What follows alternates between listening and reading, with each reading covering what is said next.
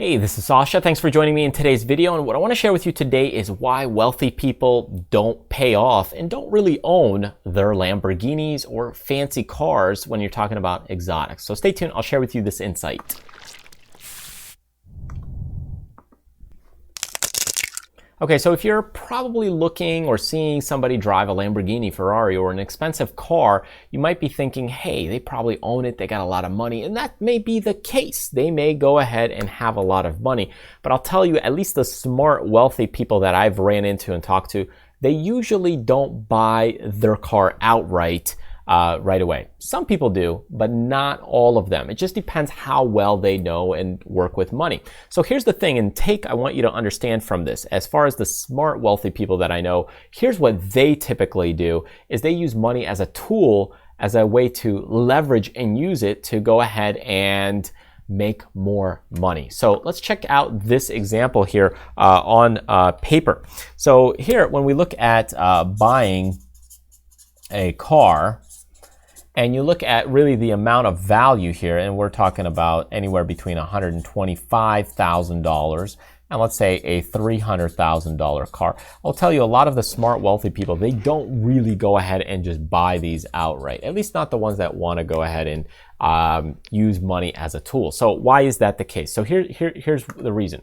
When we look at this, you look at auto loan terms, let's say about a 36-month loan terms about 4.21%. You look at a 60-month loan terms, 4.37, and a 72-month loan term is 4.45. So what does that mean? That means you're paying on this interest. So think about it. If you're borrowing money for about 4 to 5%, but remember what you could do with that extra $200,000. Now you're talking about serious money, right? If we're talking about $20,000, maybe for some people it doesn't make sense. They just go ahead and buy it outright and they don't have to think about it. But when we're talking about, let's say, a $125,000 or $300,000, and remember, they could stack these cars. They might have 10 of these vehicles. So if you got multiply times 10, you're looking at a $3 million loan, right? So what is it that they do with all that capital, with all that? Well, think about it. If you're paying, let's just say on a percentage basis, so here's our percent, and we're paying 5% on our loan on $3 million, well, what about this $3 million if they are investors and smart investors, and they go ahead and make maybe 8% to 10% in, let's say, stocks? Or maybe, let's say, they do real estate, and maybe from appreciation, or they take the $3 million, they put it into houses, and maybe they make 15%, who knows, from appreciation, from tenants, from landlords. They go ahead and make more money on real estate. You know, whatever the case is, they're using money as a way to go ahead and make more money. This is the power of using capital or money to work for you. This is why a lot of them that have multiple vehicles, they don't necessarily pay it off because, hey, I'm only paying 5% on $3 million. That's better than getting a loan at the bank for a small business loan. So they might just go ahead and buy a bunch of vehicles anyway. And then what they'll do is they'll take that money and reinvest it into other asset classes.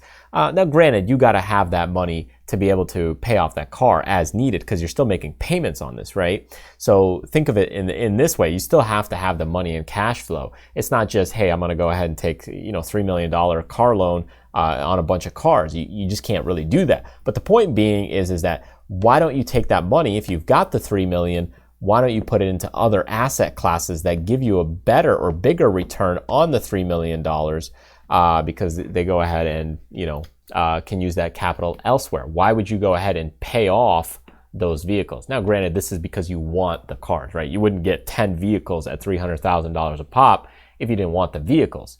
If you wanted the vehicles anyway, this is when you would do that, but you wouldn't pay it off. You would instead reinvest it into something that pays you more money and capital on the return on your investment. That's really the way you got to think about these things, is that capital is a tool. Money is a tool. It's a currency. It's an exchange. And if you go ahead and buy something and you own it and it's depreciating, right? Cars depreciate. It's a depreciating asset. Well, why would I do that? Why wouldn't I take, if I was going to buy or have $3 million worth of vehicles, why would I do that? Instead, I would rather just have the control of it. I don't need the ownership. I just need the control of it. And then I could go ahead and take that capital that I would have spent on it, Why wouldn't I just put it into some other form of investment that at least maybe pays me equal amount to break even on the cars, or even more, that I have a potential to make much more money in the long run? So that's really why you would think about doing it this way. But again, for the ordinary folk, it's probably not going to happen. You might not have a Lamborghini or Ferrari, but the people that do, they usually will use capital as a tool and as a way to go ahead and use money to make more money. So think about that in your personal life, how that may affect you as you look at your personal business decisions. It's not to say go out and take out loans to go ahead and use that money to reinvest into other things. That's not what I'm saying, because now you're using leverage. Instead, if you're going to get that thing anyway and buy it outright, and it's a big purchase, you could use that capital for an investment purpose and then go ahead and generate a bigger return. For people that are just doing, $5,000 or $10,000, it may not be worth the work and effort.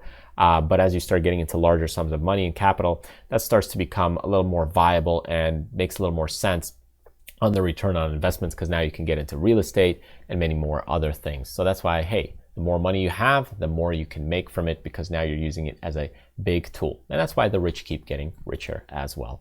Anyways, thank you so much for joining me. Hope you enjoyed this video. Feel free to grab some of the freebies that I have on my website by clicking the link right over here, or of course, subscribe to the channel if you're brand new and you aren't subscribed. Thanks again, and I will see you next time.